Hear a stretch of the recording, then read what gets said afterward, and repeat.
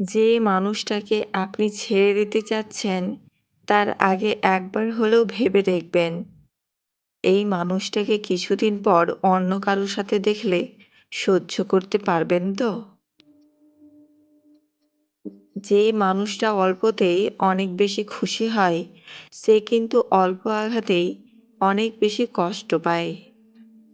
নিজেকে তখনই বড় অসহায় মনে হয়, যখন নিজের ভালোবাসার মানুষ ভুল বুঝে দূরে চলে যায়। তুমি যদি মনে করো তুমি ঠিক, তা সত্ত্বেও মানুষ তোমার সমালোচনা করছে, কটু কথা শোনাচ্ছে, তাহলে তাতে কান দিও না। ডাকাত যেমন গরিবের বাড়িতে ডাকাতি করতে যায় না, তেমনি শয়তানও ভালো মানুষ ছাড়া খারাপ মানুষকে ধোঁকা দেয় না। যদি রূপ দেখে কাউকে ভালোবাসো, সেটা ভালোবাসা নয়, সেটা বেছে নেওয়া।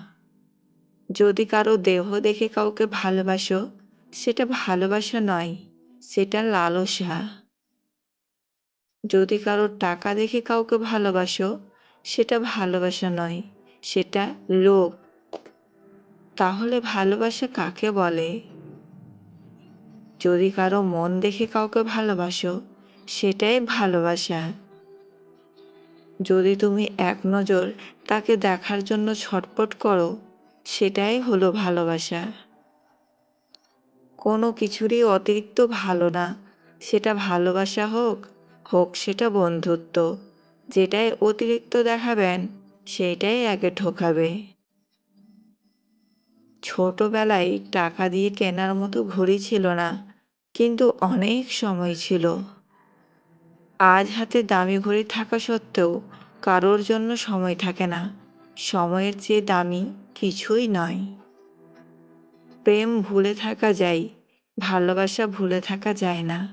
সম্পর্ক ভেঙে যায়, মায়া কখনো ছেড়ে যায় না। অপরাধ না করেও যখন অপরাধী হয়ে যাবে, তখন চুপ থাকাটাই সবথেকে ভালো।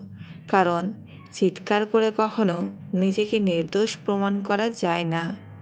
বেশিরভাগ ক্ষেত্রে ভালো মনের মানুষই হতাশাগ্রস্ত হয়, কেননা তারা সবার কাছেই ভালো আচরণ আশা করে।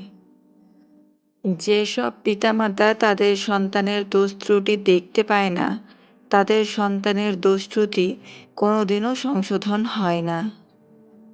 কোনো এক ব্যক্তিকে সাহায্য করলে সারা পৃথিবী বদলে যাবে না, কিন্তু যাকে সাহায্য করবে তার পৃথিবীটা অবশ্যই বদলে যেতে পারে। শরীর থেকে মেদ, মাথা থেকে জেদ, আর মন থেকে ভেদাভেদ যদি ঝেড়ে ফেলেন, দেখবেন জীবন কত মধুর ও সুন্দর হয়ে ওঠে। ভরসা তো নিজের শ্বাস প্রশ্বাসেরও নেই, সেখানে আমরা মানুষের উপরে ভরসা করি। আপনার পছন্দের নারীর সাথে মিলন করতে চাইলে প্রথমে মেয়েটির সাথে বন্ধুর মতো আচরণ করুন। মেয়েটির পছন্দের মানুষ হয়ে উঠুন। তখন স্ত্রী এমনিতেই রাজি হয়ে নিজেই আসবে।